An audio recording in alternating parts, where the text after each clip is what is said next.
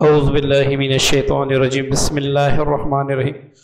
روحانی وظیفہ آفیشیل کے معزز سامعین و ناظرین، السلام علیکم ورحمۃ اللہ وبرکاتہ۔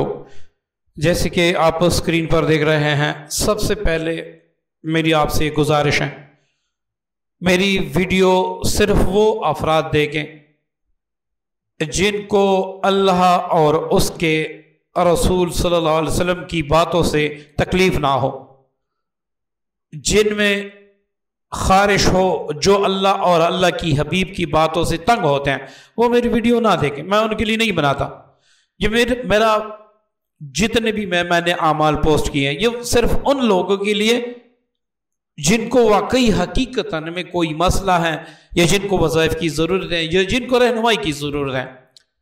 یہ ادھر ادھر شتونگڑے جو ہیں، یہ میرے ویڈیو سے دور رہیں، یہ ویڈیوز میری ان کے لیے نہیں ہے، ٹھیک ہے جی۔ اچھا، اب جیسے اب اسکرین پر دیکھ رہے ہیں جادو کا علاج، تو حسب وعدہ انشاءاللہ میں اس چینل پر جادو کا مکمل علاج کس طرح کیا جاتا ہے، آپ خود اپنا علاج کس طرح کرتے ہیں، ٹھیک ہے نا، آپ خود اپنا علاج کس طریقے سے کر سکتے ہیں۔ یہ کورس بالکل فری ہے، اس میں 1 روپے بھی آپ کی نہیں لگے گا، اور اس پر میں نے اپنا واٹس ایپ نمبر بھی دیا ہے، جو صبح 9 بجے سے لے کر 4 بجے تک انشاءاللہ میں آپ کے ہر سوال کا جواب دوں گا جو اس کورس سے ریلیٹڈ ہو۔ اصل میں ہم نمبر کیوں نہیں دیتے؟ ہم نمبر اس لیے نہیں دیتے کیونکہ زیادہ تر ہمیں میسج کرنے والی لڑکیاں ہوتی ہیں، اور وہ ان کو کیا مرض ہوتا ہے، ان کے ناجائز تعلقات ہوتے ہیں۔ میرے فلاں سے 1 سال کے تعلقات تھے، انہوں نے مجھے استعمال کیا، اب انہوں نے مجھے بلاک کیا، اب وہ مجھ سے رابطہ نہیں کرتے۔ تو یہ میں ان کاموں میں نہ پڑھنے والا ہوں، نہ میں نے کبھی اپنے کام کیے ہیں۔ کبھی کبھار ہمیں تشخیص کے لیے تصویر کی ضرورت ہوتی ہے۔ پچھلے دنوں میں نے ایک لڑکی سے میں نے کہا، عورت تھی، لڑکی تو نہیں کہوں گا، عورت تھی، میں نے کہا کہ تصویر بھیج دیں، نام بھی بھیج دیں، اپنی والدہ کا نام بھی بھیج دیں۔ انہوں نے جو تصویر مجھے بھیج دی، میں حقیقتی میں کہہ رہا ہوں کہ مجھے شرم آئی کہ یا اللہ، یہ کسی کی بہن ہے، کسی کی بیٹی ہے۔ اب اس نے جو تصویر بھیجی، میں نے الٹا اس کو میسج کیا کہ آپ نے کس طریقے سے تصویر بھیج دی، اس کو دیکھ کے بلا میں یاسین شریف پڑھوں گا، اس سے آپ کی تشخیص کروں گا۔ اب آپ کسی ایسے عامل کو، ڈاکٹر کو، یا کسی بھی لڑکے کو ایسی اوریاں تصویر بھیجیں گے تو وہ لازماً بات ہے آپ کی عزت خراب کرے گا، اپنا فائدہ اٹھائے گا۔ تو ایسے اعمال میں نہیں کرتا، ٹھیک ہے جی۔ میں خود اپنا ایک بزنس مین ہوں، میرا یہ کوئی پیشہ نہیں ہے، بس آپ لوگوں کی رہنمائی کے لیے میں اکثر ویڈیو بناتا ہوں، تو اس سے میرا کمانے کا کوئی غرض بھی نہیں ہے۔ یہ اعمال جو میں خود علاج اس طریقے سے کرتا ہوں، جو طریقے میں نے خود آزمائے ہیں کہ جادو کے لیے یہ ایک پاورفل اعمال ہے، تو وہ انشاءاللہ میں آپ کی خدمت میں فری پیش کروں گا، ٹھیک ہے جی۔ اب جادو کا علاج بچوں کا کھیل بھی نہیں ہے کہ ہر بندہ بیٹھ کے بھائی کچھ پڑھے جادو کا علاج ہو جائے، ایسے نہیں ہے۔ اور اتنا مشکل بھی نہیں ہے کہ کوئی عامل آپ کو ڈرائے کہ بھائی آپ نہیں کر سکتے، آپ ایسا کر سکتے ہیں، آپ ایسا کر سکتے ہیں، آپ ہم سے ہی کروائیں گے، ایسا بھی نہیں ہے۔ نہ اتنا لائٹ، مطلب آسان ہے کہ کوئی بندہ بھی بیٹھ کے جادو کا علاج کرے، نہ اتنا مشکل ہے کہ کوئی بندہ اپنا علاج نہ کر سکے۔ جادو کی مختلف نوعیتیں ہیں، تو اس کورس میں آپ کو نوعیتیں بھی بتائی جائے گی اور اس کا علاج بھی بتا دیا جائے گا۔ ویڈیو لمبی ہوگی تاکہ آپ کو صحیح سمجھ آئے، اس کے لیے مجھے بحث کرنی ہوگی آپ کو ایک طریقے سمجھانے کے لیے، ٹھیک ہے جی۔ اس میں آپ کی جو سوال ہوں گے وہ آپ پھر مجھے واٹس ایپ کر سکتے ہیں، اس کا اسکرین شاٹ لے کے اس پر میں مکمل ویڈیو بناؤں گا۔ آپ کو خواب کس طرح کے آتے ہیں، جو جادو کے علاج میں زیادہ رہنما ہوتے ہیں، ٹھیک ہے جی۔ خواب کے ذریعے اللہ تعالیٰ اپنے انسان کو بتاتا رہتا ہے۔ اب جادو کا علاج ہر بندہ کر سکتا ہے، بڑا ہی آسان ہے، لیکن اگر آپ اس کو مذاق سمجھیں گے تو یہ بڑا مشکل ہے، ٹھیک ہے نا، یہ بڑا مشکل ہے۔ اس لیے کبھی آپ ایک عامل کے پاس جاتے ہیں، کبھی آپ دوسرے عامل کے پاس جاتے ہیں، آپ کا علاج نہیں ہوتا۔ تو ہم شروع کرتے ہیں علاج، اپنا علاج ہم کس طریقے سے کریں گے، ٹھیک ہے جی۔ تو یہ پہلا پارٹ ہے، اس میں نے صرف آپ کو سکھانا ہے کہ جادو میں کیا کیا پرہیز آپ نے کرنی ہوگی، اور جادو کا آپ نے علاج کس طرح کرنا ہوگا، کون اپنا علاج کرنے میں کامیاب ہوتا ہے؟ ٹھیک ہے نا، کون اپنے علاج کرنے میں کامیاب ہوتا ہے؟ سب سے پہلے تو یہ سن لیں کہ جادو کے علاج کے وقت اگر آپ کو مکمل پتہ لگ جائے، آپ تشخیص کیسے کریں گے؟ دوسرا پارٹ ہمارا تشخیص کے بارے میں ہوگا، لیکن ابھی تھوڑی سی میں وضاحت کر دوں، ٹھیک ہے؟ تشخیص کرنے کے بعد اگر آپ کو پتہ لگ جائے کہ مجھ پر جادو ہے، اب اس کا میں نے علاج کیسے کرنا ہے، ٹھیک ہے جی؟ تو اس میں چند پرہیز ہیں جو آپ نے ضرور کرنی ہے، اگر آپ نہیں کریں گے تو آپ کبھی بھی جادو کے علاج میں کامیاب نہیں ہو سکتے۔ سب سے جو پہلی اس کی پہلا پرہیز ہے اس کا، وہ آپ نے قبرستان نہیں جانا۔ اب کوئی کہے گا کہ بھائی یہ آپ کیا اوٹ پٹانگ بات کر رہے ہیں، یہ میں نے آزمایا ہے، یہ میں نے آزمایا ہے۔ آپ جادو کے مریض کو لے لیں، جادو کا مریض کسی کے گھر میں فوتگی ہو جائے، وہاں پر چلا جائے یا قبرستان چلا جائے، اس کی طبیعت اور بھی خراب ہو جاتی ہے، اور اس کی بڑی وجوہات ہے جو قرآن اور حدیث سے ثابت ہے۔ میں من گڑت باتیں نہیں کر رہا، یہاں پر من گڑت باتیں نہیں چلتی، یہاں پر حقیقت بتائی جاتی ہے، یہ ساری حقیقت میں بتا رہا ہوں، من گڑت باتیں میں نہیں کر رہا۔ تو اس شخص نے قبرستان ہے، کیوں نہیں جانا، یہ پھر انشاءاللہ جب علاج پہ آئیں گے تو اس پہ مکمل ڈیٹیل سے بات کریں گے، پہلی تشخیص ہوگی۔ دوسری بات، آپ نے بڑا گوشت نہیں کھانا جب تک آپ کا علاج مکمل نہ ہو جائے۔ اب کوئی کہے گا کہ بھائی بڑے گوشت سے جادو کا کیا واسطہ کہ بڑا گوشت نہ گئے، لیکن نا جب آپ ڈاکٹر کے پاس جاتے ہیں، آپ کو زکام ہوتا ہے تو ڈاکٹر مختلف چیزیں آپ پہ بند کر دیتا ہے۔ ہر بندہ پاکستان میں چائے پیتا ہے، لیکن جو معدے کا مریض ہوتا ہے آپ ڈاکٹر کے پاس جائیں گے، پہلے آپ سے کہے گا ڈاکٹر کی چائے نہیں پینی، کیونکہ حقیقتاً یہ معدے کے لیے نقصان دہ ہے، تو وہ پہلے آپ کو یہ کہے گا کہ آپ نے چائے نہیں پینی، ٹھیک ہے جی؟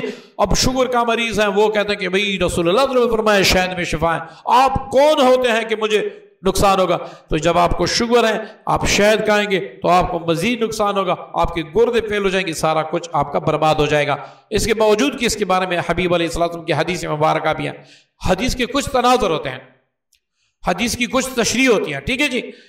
اسی طرح ایک بندے کو بخار ہے، سردی کا بخار ہے، اب وہ ٹھنڈے پانی سے نہائے گا تو مر جائے گا، اب ہر ایک آدمی نے آتا ہے، ٹھیک ہے نا؟ تو اس طرح میں مزید بحث میں الجھنا نہیں چاہتا، کچھ چیزوں کے لیے ضروری ہوتی ہیں، اور کچھ علاج معالجے کے لیے کچھ جو آپ نے پرہیزیں کرنی ہے وہ ضروری ہوتی ہیں، وہ آپ نہیں کرتے نا تو بس آپ کچھ بھی نہیں کر سکتے۔